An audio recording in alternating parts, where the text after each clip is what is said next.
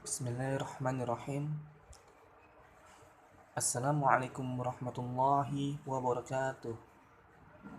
Innal hamdalillah nahmaduhu wa nasta'inuhu wa nastaghfiruh wa na'udzu billahi min syururi anfusina wa min sayyiati a'malina may yahdihillahu fala mudhillalah wa may yudlil fala hadiyalah.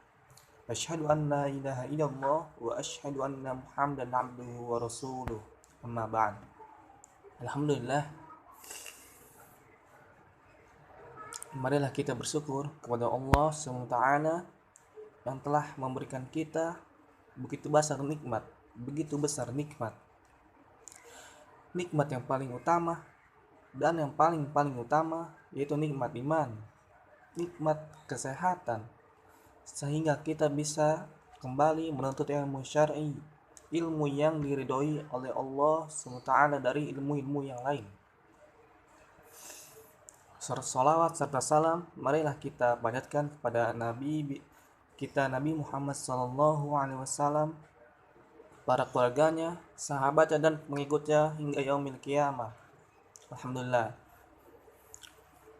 Ustadz wa ustazah a'azanallahu wa iyyakum. Di sini marilah kita saling mengingatkan, karena semuslim kita wajib mengingatkan, khususnya untuk diri saya pribadi dan umumnya buat rekan-rekan sekalian. Zikir atau zikrullah sering kita dengar dimanapun dan kapanpun. Bahkan di setiap pengajian kita akan mendengar zikir, baik setiap sholat maupun di luar sholat. Zikir atau zikrullah yakni amalan yang sangat mudah, karena dia amalan lisan. Karena lisan tidak pernah mengenal lelah untuk mengucapkan kalimat yang apa yang kita inginkan, sehingga setiap orang bisa melakukannya dengan mudah, dengan baik, dimanapun dan kapanpun. Dari kemudahannya kita dapat keutamaan yang Masya Allah, luar biasa. Pahala di sisi Allah SWT. Allah menjanjikan kalau kita mengingat Allah, banyak sekali Allah menjanjikan apa-apa yang istimewa untuk hambanya. Banyak sekali. Di sini saya hanya membawakan 5 keutamaan berzikir atau mengingat Allah SWT. Kita tahu banyak sekali versi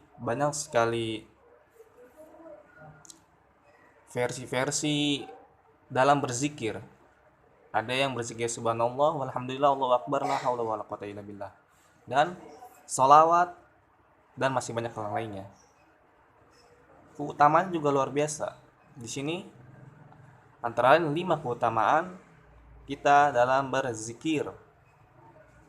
Yang pertama, dapat menghilangkan dosa-dosa kita yang kita lakukan di dunia ini. Allah SWT berfirman di surat Ar-Ra'd, Innal muslimina wal muslimati wal mu'minina wal mu'minati wal qanitina wal qanitati was-sadiqina was-sadiqati was-sabirina was-sabirati wal khashi'ina wal khashi'ati wal mutasaddiqina wal mutasaddiqati was-shaimina was-shaimati wal hafizina furujahum wal hafizati wadh-dhakirina Allaha katsiran wadh-dhakirati 'indallahi lahum maghfiratan wa ajran azim. Yang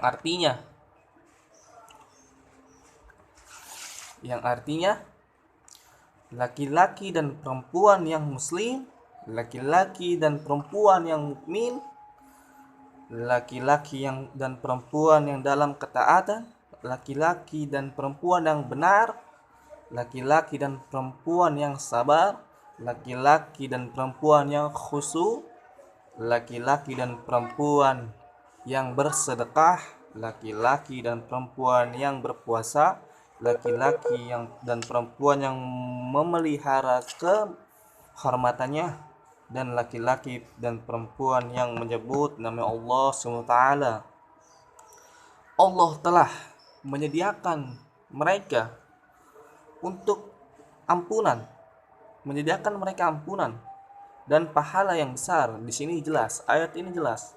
Barang siapa yang mengerjakan zikir di ayat terakhir, Allah telah menyediakan ampunan yang besar untuk hamba-hambanya yang berzikir. Ayat ini jelas, janji Allah SWT, janji Allah pasti ditepati. Di sini kita harus percaya Al-Quran, karena barang siapa yang tidak percaya ayat Allah, yakni Al-Quran, maka ia kafir. Di sini jelas. Itu yang pertama, kita diampuni oleh Allah SWT. Kalau kita berbuat maksiat, atau kita lalai, atau kita berbuat yang aneh-aneh, marilah kita sama-sama mengingat Allah SWT, yakni dalam berzikir, sholat, seperti itu. Zikir banyak macamnya. Ada zikir pagi petang, karya Ustadz Yazid Al-Jawas, banyak dan masih yang lainnya ya.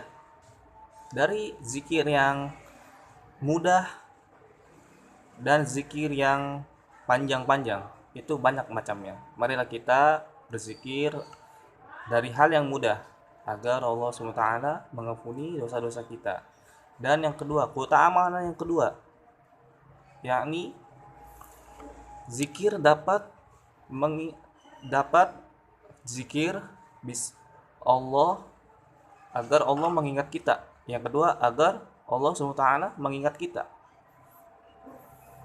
Allah SWT berfirman di surat Al-Baqarah ayat 185, Udhkuruni adzkurkum. Barang siapa yang ingat aku akan mengingatmu. Seperti itu. Ini jelas, ayat ini jelas. Barang siapa yang ingat Allah, Allah pasti akan ingat dia, baik keadaan kaya maupun susah.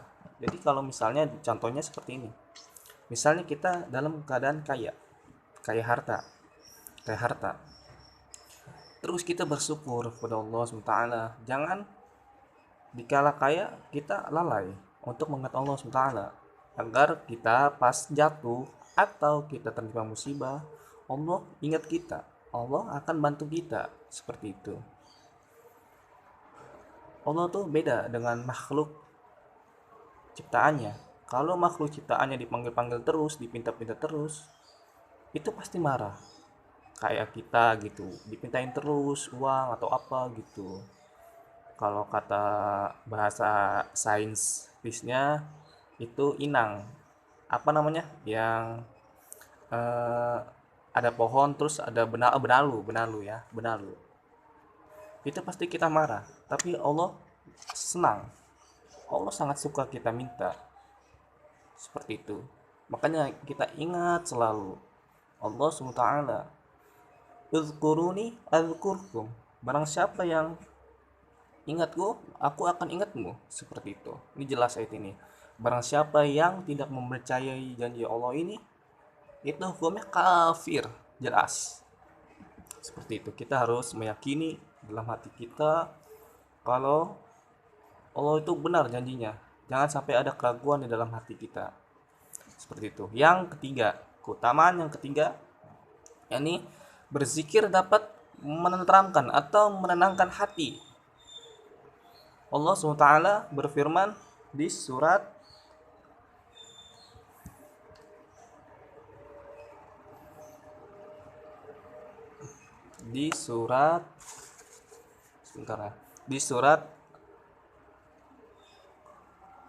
Ar-Ra'd. Maaf ya, yang pertama tadi yang saya bacakan itu, yang keutamaan yang pertama itu di surat Al-Ahzab ayat 35. Yang ketiga Ar-Ra'd ayat 28. Bisa menenangkan hati.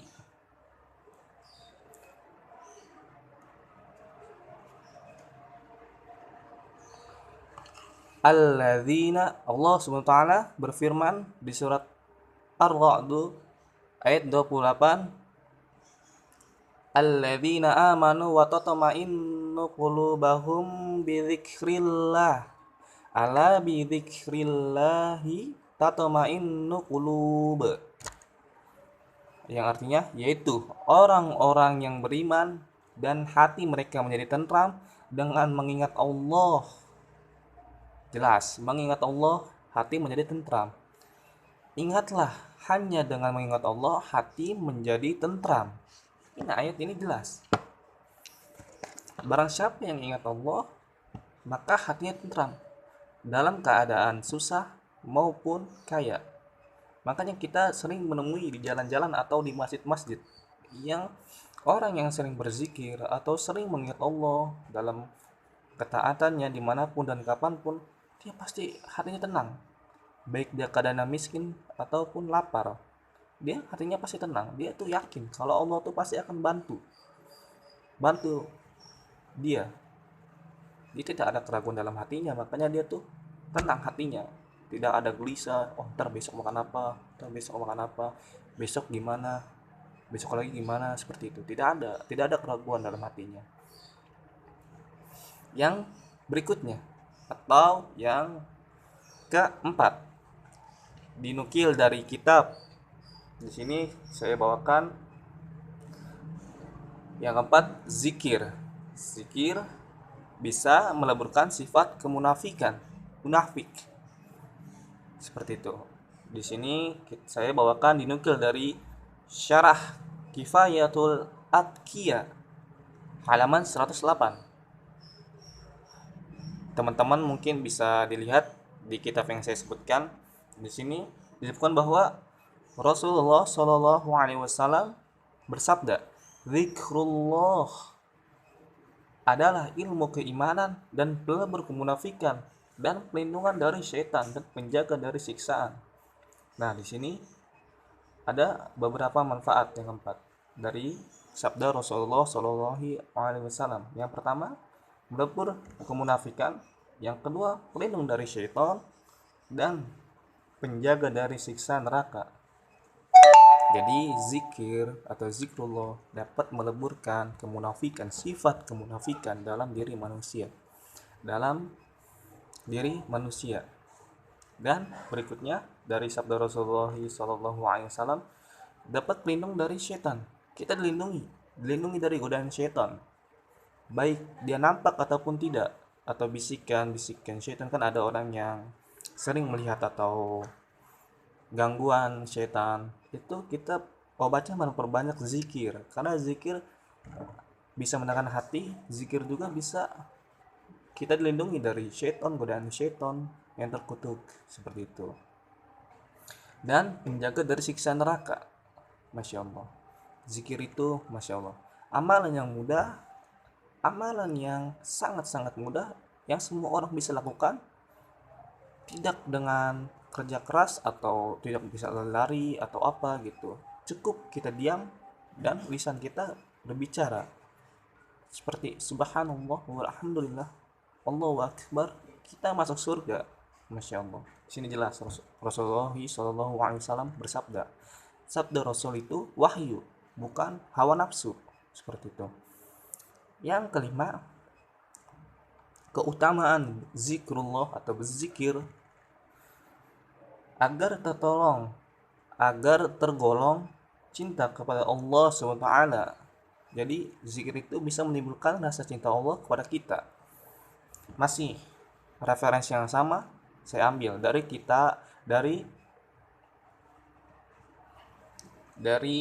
nukilan dari Syekh Kifayatul At-Taqiyah, dari syarah Kifayatul At-Taqiyah sama yang pertama. Dalam Rasulullah Shallallahu Alaihi Wasallam bersabda, tanda-tanda mencintai Allah adalah mencintai zikrullah. Saya ulang ya, tanda-tanda mencintai Allah adalah mencintai zikrullah, dan tanda-tanda membenci Allah adalah membenci zikrullah.